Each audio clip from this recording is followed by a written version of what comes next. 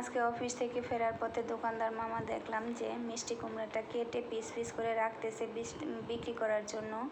তো দেখে আর লোভ সামলাতে পারলাম না, তাই কিনে নিয়ে আসলাম, কারণ একদম ফ্রেশ মাত্র কেটেছিল আর তখনই আমি কিনে নিয়ে এসেছি। আর এই মিষ্টি কুমড়াটা আমি ছোটো মাছ দিয়ে রান্না করব, তাই ছোটো মাছ ধুয়ে নিয়েছি ফ্রিজ থেকে বের করে, কারণ ঢাকা শহরে তো আমরা ফ্রিজ ছাড়া আর কোনো উপায় দেখি না, যে কোনো সবজি মাছ মাংস সব কিছু ফ্রিজে রেখেই খাই। আর এই মিষ্টি কুমড়া রান্না করার জন্য আমার লাগছে হচ্ছে তেল, পেঁয়াজ বাটা, কাঁচামরিচ বাটা, তারপরে হচ্ছে জিরা, কালো জিরা, লবণ, হলুদ। তো প্রথমে আমি লবণ হলুদ দিয়ে ছোটো মাছগুলো ভেজে নিচ্ছি। এগুলো হচ্ছে একদম দেশি ছোটো মাছ, বাড়ি থেকে নিয়ে আসছিল, ওইটাই ফ্রিজে রেখে রেখে খাচ্ছি। তো মাছ ভাজার জন্য প্রথমে কড়াইয়ে তেল দিয়ে দিয়েছি। তেলটা একটু গরম হলে তাতে মাছগুলো দিয়ে ভেজে নিলাম। এখন মাছ ভাজার তেলে আমি কালো জিরা দিয়ে দিলাম, আর এখন দিয়ে দিব হচ্ছে পেঁয়াজ বাটা।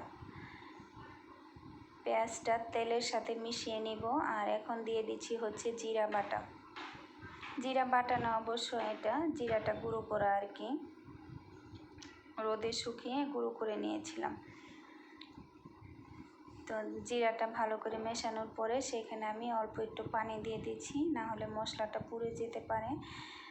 পানি দেওয়ার পরে এতে হচ্ছে গিয়ে লবণ এবং হলুদের গুঁড়া দিয়ে নিব, দিয়ে একটু কষিয়ে মিষ্টি কুমড়া দিয়ে দিব।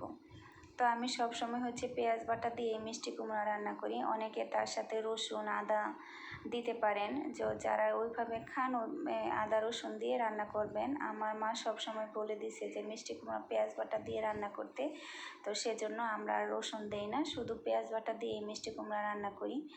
তো ভালোই লাগে খেতে, আর বিশেষ করে মায়ের হাতে রান্না। তো মশলা কষানোর পরে সেখানে আমি মিষ্টি কুমড়াগুলো দিয়ে দিলাম, এবং মিষ্টি কুমড়া একটু কষিয়ে নিয়ে তাতে একটু চিনি দিয়ে দিছি, কারণ এখনকার যুগের মিষ্টি কুমড়া এখন আগের মিষ্টি কুমড়ার মতো অতটা মিষ্টি থাকে না। তো চিনিটা দিয়ে তার সাথে আমি কাঁচামরিচ দিয়ে একটু কষিয়ে নিচ্ছি। কষিয়ে নেওয়ার পরে পানি দিয়ে দিব।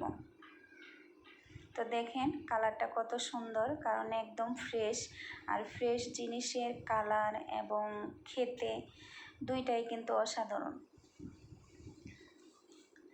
তো পানিটা যখন বলক আসবে তখন আমি ছোটো মাছ দিয়ে দিব। এই যে পানি দিয়ে পানিটা ভালো করে মিষ্টি কুমড়ার সাথে মিশিয়ে নিচ্ছি।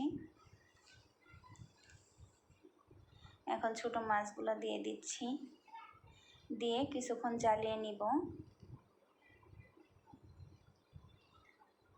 কিছুক্ষণ জ্বালিয়ে নিয়ে মিষ্টি কুমড়া রান্না হয়ে যাবে।